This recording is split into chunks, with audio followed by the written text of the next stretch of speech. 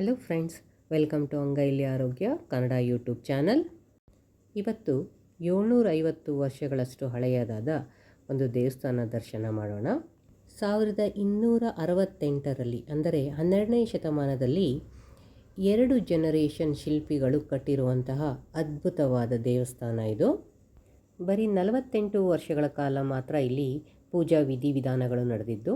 ಯಾಕೆಂದರೆ 1311ರಲ್ಲಿ ಮಲ್ಲಿಕಾಫರ್ ದಂಡಯಾತ್ರೆಯಲ್ಲಿ ಈ ದೇವಸ್ಥಾನವನ್ನು ಲೂಟಿ ಮಾಡಿ ಇಲ್ಲಿರುವ ಶಿಲ್ಪಿಗಳನ್ನು ಮತ್ತು ಶಿಲ್ಪವನ್ನು ನಾಶ ಮಾಡ್ತಾನೆ. 1326ರಲ್ಲಿ ಮತ್ತೆ ಇದು ಮುಸ್ಲಿಮರ ದಾಳಿಗೆ ಒಳಪಡುತ್ತದೆ. ಈ ಬಾರಿ ಮೊಹಮ್ಮದ್ ಬಿನ್ ತುಘಲಕ್ ಇದನ್ನು ಲೂಟಿ ಹೊಡಿತಾರೆ. ಈ ಸಮಯದಲ್ಲಿ ಲೂಟಿ ಹೊಡೆಯೋದ್ರ ಜೊತೆಗೆ ಇಲ್ಲಿರುವ ಅಪಾರವಾದ ಕಲಾ ಸಂಪತ್ತಿಗೆ ಕೊಡಲಿಯೇಟು ಕೊಟ್ಟು ಎಲ್ಲ ವಿಗ್ರಹಗಳನ್ನು ಭಗ್ನ ಮಾಡ್ತಾರೆ. ಹಿಂದೂ ಸಂಪ್ರದಾಯದಂತೆ ಭಗ್ನ ವಿಗ್ರಹಗಳಿಗೆ ಪೂಜೆ ಸಲ್ಲೋದಿಲ್ಲ. ಹಾಗಾಗಿ ಈ ದೇವಸ್ಥಾನದಲ್ಲಿ ಇವತ್ತಿಗೂ ಪೂಜೆ ನಡೆಯೋದಿಲ್ಲ. ದೇವಸ್ಥಾನದ ಸುತ್ತ ವಿಶಾಲವಾದ ಪ್ರಾಂಗಣ ಇದೆ. ಈ ಪ್ರಾಂಗಣದಲ್ಲಿ ಸುಮಾರು 64 ಸಣ್ಣ ಗುಡಿಗಳಿವೆ. ಇಲ್ಲೂ ಸಹ ಎಲ್ಲ ವಿಗ್ರಹಗಳು ಭಗ್ನ ಆಗಿದೆ. ಕೆಲವೊಂದರಲ್ಲಿ ವಿಗ್ರಹಗಳೇ ಇಲ್ಲ. ಅವನ್ನೆಲ್ಲ ಒಂದು ಕಡೆ ಕಲೆಕ್ಟ್ ಮಾಡಿ ಇಟ್ಟಿದ್ದಾರೆ. ಸ್ವಲ್ಪ ಪ್ರಮಾಣದ ವಿಗ್ರಹಗಳ ಮಾತ್ರ ನಮಗೆ ನೋಡಲಿಕ್ಕೆ ಸಿಗುತ್ತೆ. ನೋಡಿ, ಪ್ರತಿಯೊಂದು ಕಲ್ಲು ಮತ್ತು ಮೇಲ್ಗಡೆ ಜಂತಿಯಲ್ಲೂ ಕೂಡ ವಿವಿಧವಾದ ವಿನ್ಯಾಸಗಳನ್ನು ನಾವು ನೋಡ್ಬೋದು. ಕಂಬಗಳು ಅಷ್ಟೇ ಕೆಲವೊಂದೆಲ್ಲ ಹಾನಿಯಾಗಿದ್ದಾವೆ. ಆರ್ಕಿಯಾಲಜಿಕಲ್ ಸರ್ವೆ ಆಫ್ ಇಂಡಿಯಾದವರು ಇದರ ಕೇರ್ ಟೇಕರ್. ಹಾಗಾಗಿ ಹಾಳಾಗಿರುವಂಥ ಕಲ್ಲು ಮತ್ತು ಕಂಬಗಳನ್ನು ಗ್ರಾನೈಟ್ ಕಲ್ಲಿನಿಂದ ರೀಪ್ಲೇಸ್ ಮಾಡಿದ್ದಾರೆ. ನೋಡಿ, ಇದು ಸ್ಟಾರ್ ಶೇಪ್ ಬೇಸ್ಮೆಂಟ್ ಹೊಂದಿರುವಂತಹ ದೇವಸ್ಥಾನ. ಮತ್ತು ಇದನ್ನು ತ್ರಿಕೂಟ ಅಂತ ಕರಿತೀವಿ. ಅಂದರೆ 3 ಶಿಖರಗಳನ್ನು ಹೊಂದಿರುವಂಥದ್ದು. ಗೋಪುರ ಮತ್ತು ಶಿಖರಕ್ಕೆ ವ್ಯತ್ಯಾಸ ಏನಂದರೆ, ಗೋಪುರ ದೇವಸ್ಥಾನದ ಎಂಟ್ರೆನ್ಸಲ್ಲಿ ನಮಗೆ ಸಿಗುವಂತಹ ಒಂದು ರಚನೆ. ಶಿಖರಗಳು ಗರ್ಭಗುಡಿಯ ಮೇಲ್ಭಾಗದಲ್ಲಿ ಬರುವಂತಹ ರಚನೆಯಾಗಿದೆ. ತ್ರಿಕೂಟ ಆಗಿರೋದ್ರಿಂದ ಕೆಳಗಡೆ ಇರೋ ಸ್ಟಾರ್ ಬೇಸ್ಮೆಂಟಲ್ಲಿ ನಮಗೆ ಇಲ್ಲಿ 36 ಕಾರ್ನರ್ ಕಾಣಿಸುತ್ತೆ. ನೋಡಿ, 3 ಶಿಖರಗಳು ನೀಟಾಗಿ ಕಾಣಿಸ್ತಾ ಇದೆ. ಈ ದೇವಸ್ಥಾನವನ್ನು ತುಂಬ ಸಾಫ್ಟ್ ಆಗಿರುವಂಥ ಬಳಪದ ಕಲ್ಲಿನಿಂದ ನಿರ್ಮಿಸಲಾಗಿದೆ. ಪ್ರತಿಯೊಂದು ಕೆತ್ತನೆಯನ್ನು ತುಂಬ ಕುಸುರಿ ವರ್ಕನ್ನು ನಾವು ನೋಡ್ಬೋದು. ಅತಿ ಅದ್ಭುತವಾದ ಕೆತ್ತನೆಯನ್ನು ಇಲ್ಲಿ ಕಾಣ್ತಾ ಹೋಗ್ತೀವಿ. ಈ ದೇವಸ್ಥಾನವು ನಾಗರ ಮತ್ತು ದ್ರಾವಿಡ ಶೈಲಿಯ ಮಿಕ್ಸ್. ಅಂದರೆ ಉತ್ತರ ಭಾರತ ಮತ್ತು ದ್ರಾವಿಡ ಶೈಲಿಯ ಎರಡೂ ಒಂದು ಕಲೆಯ ಚಿತ್ರಣವನ್ನು ತಗೊಂಡಿರೋದು. ನೋಡಿ, ಈ ಗೋಪುರ ರಚನೆಯಲ್ಲಿ ಕಾಣಿಸ್ತಾ ಇದೆ.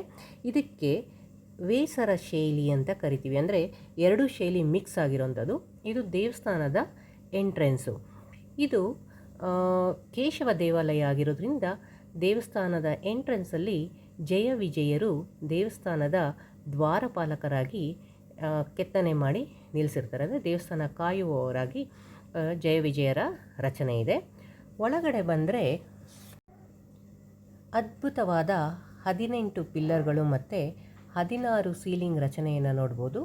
ಒಂದೊಂದು ಪಿಲ್ಲರ್ ಏನಿದೆ ಇದನ್ನು ಪಂಚಶಿಲಾ ಕಂಬಗಳು ಅಂತ ಕರಿತೀವಿ. ಅಂದರೆ ಇದು 5 ಪೀಸ್ಗಳನ್ನ ಸೇರಿ ಜಾಯಿನ್ ಮಾಡಿ, ಅಂದರೆ ಇಂಟರ್ಲಾಕಿಂಗ್ ಸಿಸ್ಟಮಲ್ಲೇ ಮಾಡಿರೋದು. ಗರ್ಭಗುಡಿಯ ಮೇಲ್ಭಾಗದಲ್ಲಿರುವ ಚಿತ್ರ ಏನಿದೆ ಅದು ಮಿನಿಯೇಚರ್ ಆಫ್ ದ ಗರ್ಭಗುಡಿಯ ಮೇನ್ ದೇವರು ಅಥವಾ ರಚನೆ ಅಂತ ನೋಡ್ಬೋದು. ನೋಡಿ, ಇದು ವೇಣುಗೋಪಾಲ ಸ್ವಾಮಿಯ ಗರ್ಭಗುಡಿಯ ವಿಗ್ರಹ. ಮೇಲ್ಗಡೆ ಆ ಗರ್ಭಗುಡಿಯ ಒಂದು ಮಿನಿಯೇಚರ್ ರಚನೆಯನ್ನು ನಾವು ನೋಡ್ಬೋದು. ಕಂಬಗಳಲ್ಲೂ ಅಷ್ಟೇ ಸಣ್ಣ ಸಣ್ಣ ಸಂಗತಿಗಳನ್ನು ಕೆತ್ತನೆ ಮಾಡಿದ್ದಾರೆ. ಪ್ರತಿಯೊಂದು ಗರ್ಭಗುಡಿಯ ಮೇಲ್ಛಾವಣಿಯಲ್ಲಿ ಆ ಗರ್ಭಗುಡಿಯಲ್ಲಿರುವಂತಹ ಒಂದು ಮಿನಿಯೇಚರ್ ಕೆತ್ತನೆಯನ್ನು ಮಾಡಿದ್ದಾರೆ. ಉಳಿದೆರಡು ಗರ್ಭಗುಡಿಯಲ್ಲಿ ಕೇಶವ ಮತ್ತು ಜನಾರ್ದನನ ವಿಗ್ರಹ. ಒಂದು ವಿಗ್ರಹ ಕಂಪ್ಲೀಟಾಗಿ ನಾಶ ಆಗಿರೋದ್ರಿಂದ ಹೊರಗಡೆ ಇರುವಂತಹ ಪ್ರಾಂಗಣದ ವಿಗ್ರಹವನ್ನು ತಂದು ಇಟ್ಟಿದ್ದಾರೆ.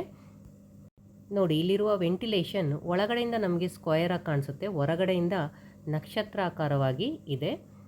ಇದು ASI ಕಂಟ್ರೋಲಲ್ಲಿ ಇರೋದ್ರಿಂದ ತುಂಬ ನೀಟಾಗಿ ಮೇಂಟೈನ್ ಮಾಡಿದ್ದಾರೆ. ಹಾಗೆ ಇಲ್ಲಿ ರಿಜಿಸ್ಟರ್ಡ್ ಗೈಡ್ಗಳಿದ್ದಾರೆ. ನಿಮಗೆ 6000 ವಿಗ್ರಹಗಳನ್ನ ಒಂದೇ ಸಲ ನೋಡೋಕ್ಕಾಗೋದಿಲ್ಲ. ಸೊ ಅವರ ಮುಖಾಂತರ ಅವರ ಹೆಲ್ಪ್ ತಗೊಂಡು ನೀವು ಪ್ರತಿಯೊಂದರದ್ದು ವಿವರಣೆಯನ್ನು ಸಂಪೂರ್ಣವಾಗಿ ಪಡಿಬಹುದು.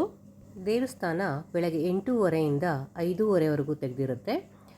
ಡಿಜಿಟಲ್ ಟಿಕೆಟ್ ಆಗಿರೋದ್ರಿಂದ ನಿಮ್ಮ ID ಕಾರ್ಡ್ಗಳನ್ನು ಕಂಪಲ್ಸರಿಯಾಗಿ ತಗೊಂಡು ಹೋಗಬೇಕು. ಈ ಅದ್ಭುತ ದೇವಸ್ಥಾನವು ಹೊಯ್ಸಳ ರಾಜ 3ನೇ ನರಸಿಂಹರಾಜನ ಕಂದಾಯ ಅಧಿಕಾರಿಯಾದ ಸೋಮನಾಥ ಅನ್ನೋರು ಇಲ್ಲಿ ಬಂದು ಈ ದೇವಸ್ಥಾನನ ಕಟ್ಟಿಸ್ತಾರೆ. ಹಾಗಾಗಿ ಇದಕ್ಕೆ ಸೋಮನಾಥಪುರ ಹಾಗೆ ಸೋಮನಾಥ ದೇವಸ್ಥಾನ ಎಂದು ಹೆಸರು. ಸೋಮನಾಥ ದಂಡನಾಯಕನ ಹೆಸರಾಗಿರೋದ್ರಿಂದ ಈ ದೇವಸ್ಥಾನಕ್ಕೆ ಅದೇ ಹೆಸರು ಬಂದಿದೆ. ಆದರೆ ಇಲ್ಲಿರುವುದು ಕೇಶವನ ದೇವಾಲಯ. ಈ ಸೋಮನಾಥಪುರ ಮೈಸೂರಿನಿಂದ 35 ಕಿಲೋಮೀಟರ್ ದೂರ ಇದೆ. ಹಾಗೆ ಬೆಂಗಳೂರಿಂದ 131 ಕಿಲೋಮೀಟರ್ ದೂರ ಇದೆ. ಒನ್ ಡೇ ಟ್ರಿಪ್ಪಿಗೆ ಹೇಳಿ ಮಾಡಿಸಿರುವಂತಹ ಜಾಗ.